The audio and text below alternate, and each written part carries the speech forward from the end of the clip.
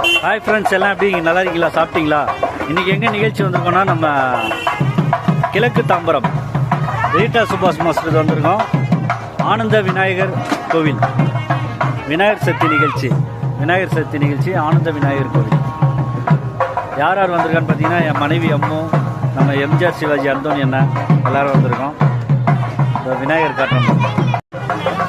விநாயகர் கோவில், ஆனந்த விநாயகர் கோவில். விநாயகர் இப்போ வெளில எடுத்துட்டு வந்துருக்கோம்.